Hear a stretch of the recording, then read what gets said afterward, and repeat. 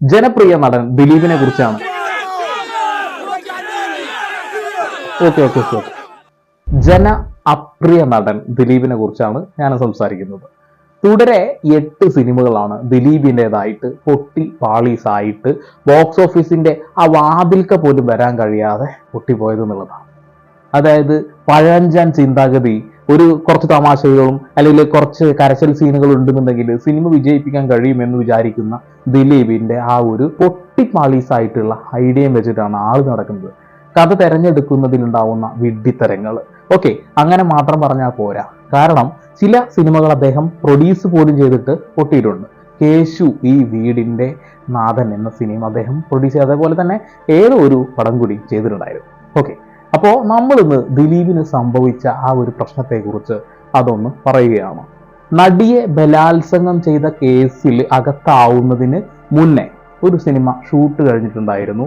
രാമലീല എന്നാണ് സിനിമ. ഒരുപക്ഷെ ദിലീപിന്റെ കരിയറിലെ ഒരു ബെസ്റ്റ് മൂവി എന്ന രീതിയിൽ കാണാൻ കഴിയുന്ന ഒരു സിനിമയാണ് രാമലീല, അല്ലെ? രാമലീല ഏകദേശം സെപ്റ്റംബർ 2017 സിനിമ റിലീസ് ആവുന്നത്. നടിയെ ബലാത്സംഗം ചെയ്ത കേസിൽ അകത്തു പോകുന്നതിന് മുമ്പാണ് സിനിമയുടെ ഷൂട്ട് കഴിഞ്ഞത്. അതുകൊണ്ട് തന്നെ സുഗമമായി സിനിമ എത്തി. സിനിമ ബോക്സ് ഓഫീസിൽ നല്ല രീതിയിൽ കളക്ഷൻ നേടി എന്നുള്ളതാണ്. ആ ഒരു സമയത്ത് തന്നെ വേറെ ഒരു സിനിമയുടെ ഷൂട്ടും നടന്നിട്ടുണ്ടായിരുന്നു.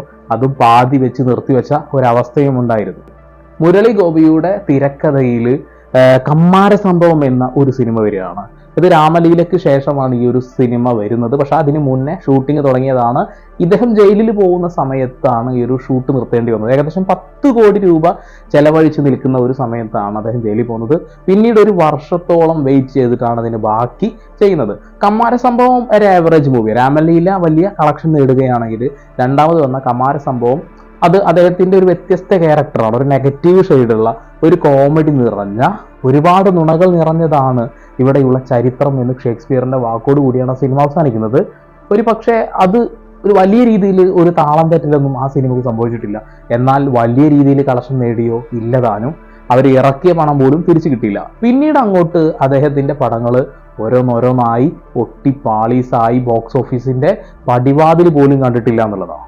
ആ ഒരു കമ്മാര സംഭവം എന്ന സിനിമയ്ക്ക് 25 കോടി രൂപയാണ് ചെലവ് വന്നത്. പക്ഷേ 2 കോടി രൂപ പോലും അതിന് മുടക്ക് മുതൽ കിട്ടിയില്ല എന്നുള്ളതാണ് വാസ്തവമായിട്ടുള്ള കാര്യം. പിന്നീട് ഏകദേശം 4 സിനിമകൾ തുടരെ അദ്ദേഹത്തിന്റെ വന്നിട്ടുണ്ടായിരുന്നു. പക്ഷെ എല്ലാ സിനിമകളുടെ പ്രത്യേകത എന്താ വെച്ചിട്ടുണ്ടെങ്കിൽ, ഒരു പ്രത്യേക സാഹചര്യത്തിൽ ജയിലിൽ പോകുന്ന, കള്ളക്കേസിൽ കുടുങ്ങി ജയിലിൽ പോകുന്ന ഒരു ക്യാരക്ടറായിട്ട് അദ്ദേഹത്തിന്റെ സിനിമയിൽ അദ്ദേഹത്തിനെ പലതവണ കാണിക്കുന്നുണ്ട്. അതെന്താണെന്ന് നിങ്ങൾക്ക് അറിഞ്ഞിട്ടുണ്ടാവും. കാരണം അന്നത്തെ ആ ഒരു വിഷയം അത് തികച്ചും സ്വാഭാവികമാണ്, അറിയാതെ സംഭവിക്കുന്നതാണ് എന്ന രീതിയിൽ വരുത്തി തീർക്കുക അത്ര എളുപ്പമാണല്ലോ. അതായത് ഈ ഒരു നടിയുടെ കേസുമായി ബന്ധപ്പെട്ട് അതും അദ്ദേഹം അറിയാതെ നമ്മൾ കൊണ്ടയിട്ടതാണ് എന്ന് വരുത്തി തീർക്കാനുള്ള ശ്രമമാണ്. എന്തായാലും ജനപ്രിയ നടൻ ജന അപ്രിയ നടനാവാനുള്ള പ്രധാനപ്പെട്ട കാരണം നടിയെ ആക്രമിച്ച കേസിൽ അദ്ദേഹം പ്രതി ചേർക്കപ്പെട്ടതാണ് എന്നുള്ളതാണ്. ബി ഉണ്ണികൃഷ്ണന്റെ സംവിധാനത്തിൽ കോടതി സമക്ഷം ബാലൻ വക്കീൽ, ഈ ഒരു സിനിമ എനിക്ക് വ്യത്യസ്തമായി തോന്നിയ ഒരു സിനിമയാണ്. ആ ഒരു സമയത്ത് ഒരു ആവറേജ് മൂവി എന്ന രീതിയിലാണ് വന്നിട്ടുള്ളത്. 25 കോടി രൂപ ആ ഒരു സിനിമക്ക് അവർ കളക്ഷന് നേടിയിട്ടുണ്ട്. അപ്പോൾ ഒരു ആവറേജ് മൂവി ബി ഉണ്ണികൃഷ്ണന്റെ ഈ ഒരു സിനിമ ദിലീപ് കുഴപ്പമില്ലാത്ത രീതിയിൽ പിടിച്ചു നിൽക്കുന്നതിന്റെ എൻഡ് ആയിരുന്നു എന്ന് പറഞ്ഞെങ്കിൽ പറയാം. പിന്നെ വന്ന ജാക്ക് ആൻഡ് ഡാനിയൽ, ശുഭരാത്രി, മൈ സാന്റ, ഇതൊന്നും തിയേറ്ററിൽ വന്നു എന്ന് പോലും ആളുകൾ അറിഞ്ഞിട്ടില്ല. അത്രക്ക് മോശപ്പെട്ട രീതിയിലായിരുന്നു സിനിമയെ ആളുകൾ സമീപിച്ചത്. കാരണം അദ്ദേഹം ഇങ്ങനെ എടുത്തു പറയുന്ന ഒരു കാര്യം എന്ന് വെച്ചിട്ടുണ്ടെങ്കിൽ, എന്നെ മനഃപൂർവ്വം ടാർഗറ്റ് ചെയ്യുന്നു എന്നുള്ളതാണ്. ശരിക്കും ദിലീപിനെ ടാർഗറ്റ് ചെയ്യുന്നത് കൊണ്ടല്ല സിനിമ പൊട്ടിപ്പോകുന്നത് എന്ന് ദിലീപ് തന്നെ മനസ്സിലാക്കുക. നിങ്ങളുടെ പഴഞ്ചൻ ചിന്താഗതിയിൽ നിന്ന് മാറേണ്ട സമയം അതിക്രമിച്ചിരിക്കുന്നു. ഒരു കാലത്ത് ഇവിടെയുള്ള പ്രമുഖ നടന്മാരുടെ പട്ടികയിൽ നല്ല നല്ല സിനിമകൾ ചെയ്യുന്ന ഒരു മനുഷ്യനായിരുന്നു. നമ്മളെ ജനപ്രിയൻ എന്ന് കിട്ടാനുള്ള പ്രധാനപ്പെട്ട കാരണം എന്ന് വെച്ചാൽ നമ്മളെ കുടുകുടാ ചിരിപ്പിക്കാനും അതേപോലെ നമ്മളെ ചിന്തിപ്പിക്കാനും കരയിപ്പിക്കാനൊക്കെ കഴിയുന്ന നമ്മളെ കൂട്ടത്തിലുള്ള ഒരു മനുഷ്യൻ എന്ന രീതിയിലായിരുന്നു ദിലീപിന്റെ ആക്ടിംഗ് ഒക്കെ ഉണ്ടായിരുന്നത്. പക്ഷെ കാലം മാറുമ്പോൾ, കാലത്തിന്റെ മുന്നേ ഒന്നും സഞ്ചരിക്കണമെന്നില്ല, ആ കാലത്തിന് ഒപ്പമെങ്കിലും സഞ്ചരിച്ചിട്ടുണ്ടെങ്കിൽ ദിലീപിന് ഈ ഒരു പ്രശ്നം വരില്ലായിരുന്നു എന്നുള്ളതാണ്. പിന്നെ വന്ന സിനിമയാണ് ബാന്ദ്ര എന്ന സിനിമ ഇറക്കുന്നതിന് ഒരു കാരണം എന്താ വെച്ചിട്ടുണ്ടെങ്കിൽ, അല്ലെങ്കിൽ അവരൊരു ബിസിനസ് അതിൽ കൊണ്ടുവരാൻ ശ്രമിച്ചു എന്നുള്ളതാണ്. ഇവിടെ ദുൽഖറിനെ പോലെ പാൻ ഇന്ത്യൻ മൂവീസ് ചെയ്യാൻ വേണ്ടിയിട്ടുള്ള ഒരു ശ്രമം നടത്തിയതുപോലെ തോന്നി. ഹിന്ദി തമിഴും ഒക്കെ ഇടകലർത്തിയിട്ട് ഒരു സാധനം ചെയ്യാൻ ശ്രമിച്ചതാണ്. പക്ഷേ ഒരുപാട് സിനിമകൾ ശരിക്ക് കോപ്പി അടിച്ച് കൊണ്ടുവന്ന ഒരു സിനിമയായിട്ടാണ് ബാന്ദ്ര കണ്ടത്. ഏകദേശം വലിയ രീതിയിലുള്ള നഷ്ടം ആ ഒരു സിനിമക്ക് അവർക്ക് സംഭവിച്ചിട്ടുണ്ട് എന്നുള്ളതാണ്. കോടിക്കണക്കിന് രൂപ ചെലവഴിച്ചിട്ട് ആ ഒരു പണം പകുതി പോലും കിട്ടാത്തൊരവസ്ഥയാണ് ബാന്ദ്രക്ക് ഉണ്ടായത്. ഒരു പ്രണയവും കോമഡിയും ഒരു ഗാങ്സ്റ്ററും അങ്ങനെയൊക്കെ എന്തൊക്കെയോ പറയാൻ ശ്രമിച്ചു. ഹാഫ് ടൈം കഴിഞ്ഞപ്പോൾ പോലും ആളുകൾ ഇറങ്ങിപ്പോയ ഒരു അവസ്ഥ ഉണ്ടായിരുന്നു ബാന്ദ്രക്ക്. അത് കഴിഞ്ഞിറങ്ങിയ സിനിമയാണ് തങ്കമണി. തങ്കമണി ഒരു റിയൽ ഇൻസിഡന്റ് ആണ്. ആ റിയൽ ഇൻസിഡന്റിനെ വേറെ ഏതോ ഒരു രീതിയിൽ അവരുടെ സിനിമയ്ക്ക് വേണ്ടി വളച്ചൊടിക്കുകയും മോശപ്പെട്ട ചിത്രീകരണമാണ് ചെയ്തിട്ടുള്ളത്. ഏകദേശം ഇത്ര 25 കോടി ആറ്റം ആ ഒരു സിനിമയുടെ സെറ്റിന് വേണ്ടി മാത്രം അവർ ചെലവഴിച്ചു എന്നുള്ളതാണ്. 1980 കാലഘട്ടം കഥ പറയുന്ന ആ ഒരു സിനിമയിൽ 80ലും പിന്നിലേക്ക് പോകുന്ന തരത്തിലായിരുന്നു ആളുകളുടെ ആ വേഷഭൂഷാദികളും പിന്നെ ആ ഒരു സ്ട്രീറ്റ് ലൈറ്റിന്റെ കാര്യങ്ങളൊക്കെ ഞാൻ എടുത്തു പറഞ്ഞിട്ടുണ്ട്. അപ്പോൾ ആളുകൾക്ക് അത് ഡൈജസ്റ്റ് ആയില്ല. ദിലീപിന്റെ പലതരത്തിലുള്ള വ്യത്യസ്ത തരത്തിലുള്ള ആക്ടിംഗ് ഒക്കെ നമ്മൾ കണ്ടിട്ടുണ്ട്. പക്ഷെ ഏതൊരു സിനിമയിലും അദ്ദേഹത്തിൻ്റെതായ കുറച്ച് ചിരി കുറുക്കുകൾ കൊണ്ടുവരാനും അദ്ദേഹത്തിന്റെ തരത്തിൽ കുറച്ച് ഇമോഷൻസ് കൊണ്ടുവരാനും ശ്രമിക്കും. പക്ഷെ അത് കണ്ടുമറന്നു, മലയാളികൾ കണ്ടുമറന്നു. ന്യൂ ജനറേഷൻ സിനിമകൾ ഇപ്പോൾ ഇവിടെ പ്രേമലു ഉണ്ട്, അതുപോലെ ഭ്രമയുഗം ഒക്കെ ഇവിടെ അടിച്ച് മിന്നിച്ചു പോയിട്ടിരിക്കുകയാണ് അല്ലെ. അതിനിടയിലേക്ക് ദിലീപിന് പിടിച്ചു നിൽക്കാൻ കഴിയാത്ത തരത്തിലേക്കാണ് അദ്ദേഹത്തിന്റെ ഓരോ ആക്ടിങ് കടന്നു പോകുന്നുള്ളത്. പവി കെയർ വലിയ രീതിയിൽ പ്രശ്നങ്ങളില്ല. പക്ഷെ ആ ഒരു സിനിമയിൽ ഉയർന്നു വരുന്ന ഒരു കാര്യം എന്ന് വെച്ചിട്ടുണ്ടെങ്കിൽ കണ്ടു മറന്ന പഴഞ്ചൻ സിനിമകൾ കണ്ട ഒരു ഫിലിം. പഴഞ്ചൻ സിനിമ എന്ന് പറയുമ്പോൾ പഴയ സിനിമകളൊന്നും മോശമൊന്നുമല്ല. ദിലീപിന്റെ ഒക്കെ കിട്ടില്ലൻ സിനിമകളുണ്ട് അല്ലേ. എനിക്ക് അദ്ദേഹത്തിന്റെ ഇഷ്ടപ്പെട്ട സിനിമകളിൽ ജോക്കർ എനിക്ക് ഭയങ്കര ഇഷ്ടമുള്ള സിനിമയാണ്. അതുപോലെ തന്നെ ഏറ്റവും അടിപൊളി എന്ന രീതിയിൽ ഞാൻ കണ്ടൊരു സിനിമ പഞ്ചാബി ഹൗസാണ്. കുടുകുടാ ചിരിപ്പിക്കും, പിന്നെ പറക്കും തെളിയുക അല്ലെ. അപ്പോൾ വ്യത്യസ്തമായിട്ടുള്ള കിടിലൻ വേഷങ്ങൾ ചെയ്യുന്നുണ്ട്. അതായത് മലയാളത്തിൽ ഒരു നടനും ഇത്ര വ്യത്യസ്ത തരത്തിലുള്ള ക്യാരക്ടേഴ്സ് ചെയ്തിട്ടില്ല എന്നുള്ളത്, അല്ലെങ്കിൽ വേഷവിധാനം ചെയ്തിട്ടില്ല എന്നുള്ളതാണ്. ഒരുപക്ഷെ കമലഹാസനൊക്കെ പലതരത്തിലും കുറെ കഷ്ടപ്പെട്ടിട്ട് ഓരോ ശരീരത്തിൽ ഓരോ മാറ്റങ്ങളൊക്കെ വരുത്തിയ സിനിമകൾ ചെയ്യുന്നുണ്ട്.